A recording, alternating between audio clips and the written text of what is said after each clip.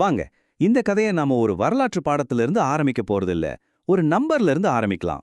கொஞ்ச நேரம் இந்த நம்பரை பத்தி யோசிச்சு பாருங்க. 205 கிலோ. இது ஒரே ஒரு ரயில்வே ஸ்லீப்பர் கட்டையோட எடை.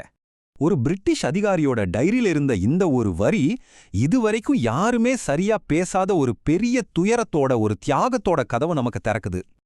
அந்த ரயில்வே ஸ்லீப்பரோட பாரத்தை நாம முழுசா புரிஞ்சுக்கணும்னா முதல்ல தமிழர்கள் ஏன் எப்படி மலையாவுக்கு வந்தாங்கன்னு தெரிஞ்சுக்கணும். இது ஒன்னு இல்ல, ரெண்டு இல்ல, மொத்தம் 3 அலைகளா நடந்திருக்கு. முதல் 2 அலைகளும் வியாபாரத்துக்காகவும் வெற்றிக்காகவும் நடந்தது. ஆனா 3வது அலை நம்ம கதை முழுக்க முழுக்க இதை பத்தி தான். அது ஒரு சுரண்டலோட கதை. பாருங்க, இந்த 3வது அலைங்கிறது யதார்த்தமா நடந்தது கிடையாது. இதுக்கு பின்னாடி ஒரு பயங்கரமான கொடூரமான ஏமாத்து வேலை திட்டமிட்டு நடத்தப்பட்டிருக்கு. கங்காணின்னு சொல்லப்பட்ட ஆட்கள் தான் இந்த வேலையை செஞ்சாங்க. அவங்க சொந்த ஊர்ல இருக்கிற உறவுக்காரங்க, கிராமத்து மக்களை எல்லாம் வாழ்க்கையே சொர்க்கம் மாதிரி இருக்கும்னு ஆசை வார்த்தை சொல்லி கூட்டிட்டு வரணும். அப்படி ஒருத்தரை கூட்டிட்டு வந்தா அவங்களுக்கு ஒரு பவுண்டு கிடைக்கும். ஆனா அவங்க மலாயா மண்ணுல கால் வச்சப்போ அவங்கள வரவேற்ற நிஜம், அவங்களுக்கு கொடுத்த எல்லா வாக்குறுதிக்கும் செய்யப்பட்ட ஒரு பயங்கரமான துரோகம். சரி, இப்போ அவங்களோட அந்த பயணத்தை பத்தியே கொஞ்சம் விரிவா பார்க்கலாம். இது வெறும் ஒரு பயணம் இல்ல. அவங்க அந்த நாட்டுல காலடி எடுத்து வைக்கிறதுக்கு முன்னாடியே அவங்களோட மனிதத்தன்மையையே சுரண்டி எடுக்கிற மாதிரி வடிவமைக்கப்பட்ட ஒரு நரகம். அவங்க கிட்ட என்ன இருந்துச்சு தெரியுமா? வெறும் ஒரு கோவணமும் ஒரு சின்ன பையும் தான். ஆனா அவங்க விட்டுட்டு வந்தது அவங்களோட நிலம், குடும்பம், மொழி, கலாச்சாரம்னு அவங்க வாழ்க்கையில தெரிஞ்ச எல்லாத்தையுமே. அருண் கேட்கிற இந்த கேள்விக்கு நம்மளால பதில் சொல்ல முடியுமா? அவங்க பட்ட கஷ்டத்தை எந்த தராசுல வச்சு நாம அளக்க முடியும்? அந்த பயணத்தோட ஒவ்வொரு கட்டமும் ஒரு புது நரகம். முதல்ல துறைமுகத்துல அவங்க கழுத்துல ஒரு நம்பர் போட்ட டேக மாட்டி விட்டாங்க. அது அவங்களோட அடையாளத்தை அழிக்கிற முதல் படி. அப்புறம் 21 நாள் கப்பல் பயணம். மனுஷங்களை விட மூட்டைப்பூச்சி, கரப்பாம்பூச்சி, பாம்புன்னு தான் ஜாஸ்தி. சாப்பாட்டுக்கு வெறும் கஞ்சியும் கருவாடும் தான். அந்த பயணத்திலேயே 100 பேருக்கு 15 பேர் செத்து போயிடுவாங்க. இதுல தப்பிச்சு வர்றவங்கள ஒரு கேம்ப்ல அடைச்சு அவங்க உடம்புல இருக்கிற புண்ணுல எரியற மாதிரி ஒரு கெமிக்கலை ஸ்ப்ரே பண்ணுவாங்க. யோசிச்சு பாருங்க. இந்த கொடுமைகள் எல்லாம் சேர்ந்து இந்த கதையோட உச்சகட்டத்துக்கு நம்மள கூட்டிட்டு போகுது.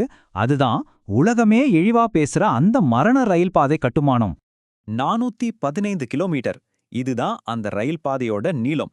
ஜப்பான்காரங்க போர்க்கைதிகளையும் தமிழ் தொழிலாளர்களையும் வச்சு அடர்ந்த காட்டுக்குள்ள இந்த ரயில் பாதையை போட சொல்லி கட்டாயப்படுத்தினாங்க. ஞாபகம் இருக்கா? நம்ம ஆரம்பத்துல 2 பெண்கள் 205 கிலோ ஸ்லீப்பரை தூக்குனரை பத்தி ஒரு டைரி குறிப்பை பார்த்தோமே. இப்ப அந்த கதைக்குள்ள திரும்ப போலாம். வேலை செஞ்சிட்டு இருக்கும்போதே அவங்களுக்கு பனிக்கூடம் உடைஞ்சிருக்க.